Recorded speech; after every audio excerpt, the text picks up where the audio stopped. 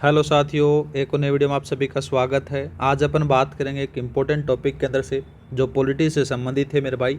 या आपके आने वाली जो भी एग्ज़ाम होगी उसमें एक सवाल देखने को मिल जाता है।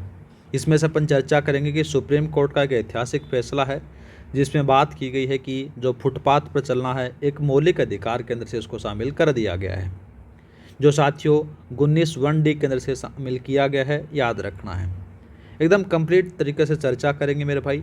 याद रखना, खास करके जो आरएस की तैयारी कर रहा है, जो पीएसआई की तैयारी कर रहा है, उनसे सवाल पूछा जा सकता है। ठीक है, इसके बारे में अपन डिटेल से चर्चा करने वाले हैं कि कैसे लाया गया, सारी चीज़ें अपन चर्चा करेंगे। यहाँ पर से अगर बात करें तो मेरे भाई एक मामला था, वो मामला सुप्रीम कोर्ट पहुँचता है। उसमें से क्या होता है कि 5 साल का एक बच्चा होता है, उसकी दुर्घटना में, सड़क दुर्घटना में मृत्यु हो जाती है। ठीक है, क्योंकि साथियों वहाँ पर से फुटपाथ नहीं था, फुटपाथ नहीं होने के कारण उस बच्चे की क्या हो जाती है, मृत्यु हो जाती है। मृत्यु हो जाने के बाद में मामला सुप्रीम कोर्ट पहुँचता है। सुप्रीम कोर्ट इस पर संज्ञान लेता है। बाद में क्या करता है कि मेरे भाई उस बच्चे को 11 लाख मुआवजा तय होता है और कोर्ट एक सीधा सवाल करता है कि क्या एक बच्चा सुरक्षित स्कूल भी नहीं जा सकता। तो यहाँ पर से साथियों क्या होता है कि कोर्ट ने इसे गंभीरता से लिया और पैदल चलने वालों की सुरक्षा को अनिवार्य मान दिया गया।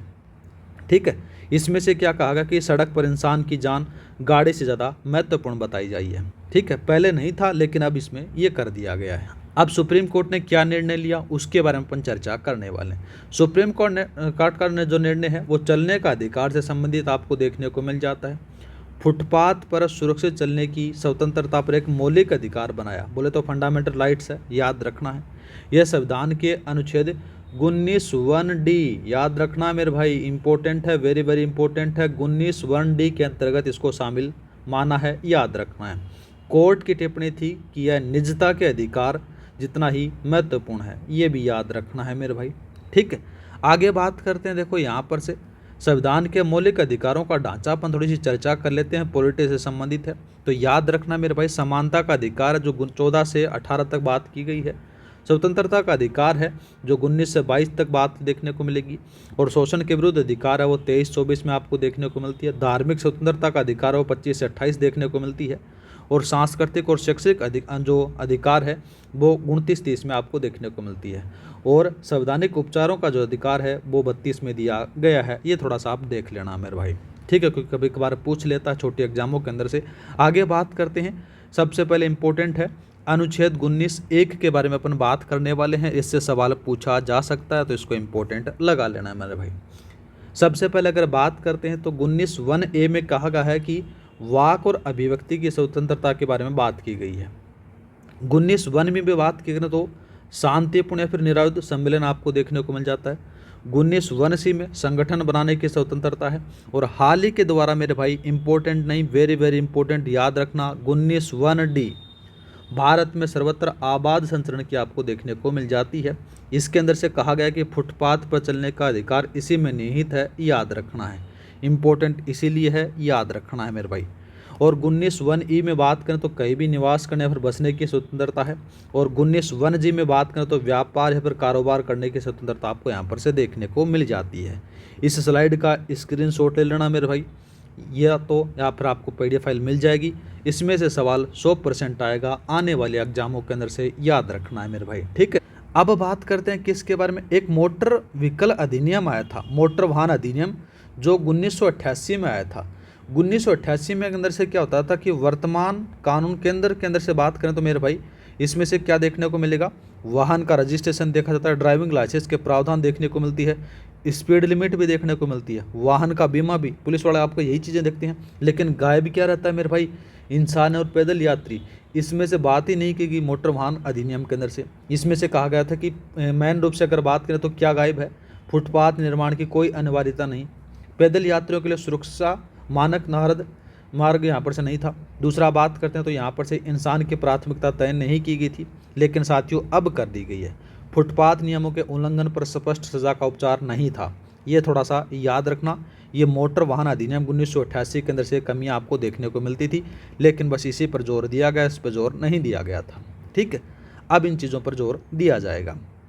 आगे बात करते हैं, सुप्रीम कोर्ट के 4 प्रमुख आदेशों के बारे में अपन चर्चा करते हैं। पहला बात करते हैं नया कानून या फिर संशोधन के अंदर से बात करें तो मोटर वाहन अधिनियम में सुधार करें या फिर पैदल यात्रियों के लिए नया कानून लाएं, यह बात कही गई। दूसरा बात करते हैं तो एक आपको देखने को मिलती है नियामक संस्था के बारे में अगर बात करें तो फुटपाथ निर्माण और क्रियान्वयन के निगरानी के लिए एक विशेष विभाग या फिर इकाई बनाई जाए, ये बात कहेगी। दूसरा बात करते हैं मानक निर्धारण में क्या कहा गया कि फुटपाथ की चौड़ाई तय करें, हाईवे हो गया, शहर हो गया, गांव स्तर पर अलग अलग पैमाने के होने चाहिए, ये बात भी यहाँ पर से कहेगी। त्वरित कार्रवाई में भी कहा गया है अगर नियमों का उल्लंघन करने पर साथियों तुरंत क्या होती है कार्रवाई और मुआवजे का स्पष्ट व्यवस्था कही गई है। तो ये सुप्रीम कोर्ट के प्रमुख 4 आदेश हैं, याद रखना है, ठीक है। अब और बात करते हैं तो इस फैसले पर ज़मीनी पर और असर क्या होगा उसके बारे में बात करते हैं। एक चीज़ देखना मेरे भाई कि सबके पास तो गाड़ी है नहीं, सबके पास ना तो मोटरसाइकिल है ना 4 व्हीलर है, तो मेरे भाई जो पैदल चल रहे हैं उनके लिए भी तो सोचना पड़ेगा ना। तो इसमें से क्या होगा मेरे भाई, सुरक्षित फुटपाथ होगा, इसमें से स्कूली बच्चे सुरक्षित स्कूल जाना आना होगा। दूसरा बात करते हैं तो दिव्यांगजन हैं वो व्हीलचेयर का सुरक्षित उपयोग कर सकेंगे। दूसरा बात करते हैं बुजुर्ग हैं वो मॉर्निंग में जॉगिंग करने के वॉक करने साइकिलिंग करने बिना दुर्घटना से जा सकेंगे। दूसरा बात करते हैं तो श्रमिक वर्ग जो निम्न कक्षा में आय निम्न या फिर कम आय वाले लोग जिनकी आवाजाही का मुख्य साधन ही पैदल चलना होता है वो उनके भी सुरक्षित होंगे, ठीक है। आगे बात करते हैं मेरे भाई सड़क पर चलना मजबूरी नहीं सुरक्षित अधिकार होना चाहिए, यह बात भी यहाँ पर से कही गई है, ठीक है। आगे बात करते हैं आदेश के क्रियान्वयन के बारे में बात करते हैं। इसके अंदर से क्या कहा गया है, सुप्रीम कोर्ट का आदेश के बारे में अगर बात करें तो यहाँ पर से देखो क्या कहा गया है। इसमें कहा गया कि आवास और शहरी मंत्रालयों की तरफ से ग्रामीण विकास मंत्रालय, सड़क परिवहन और राजमार्ग मंत्रालय और विधि आयोग जो संवैधानिक ढांचा की तरफ से साथियों यहाँ पर से कहा गया कि सरकार और सरकार की तरफ से 3 या 4 महीने में बड़ा प्रस्ताव पर कानून आने की संभावना आपको देखने को मिलेगी, ठीक है।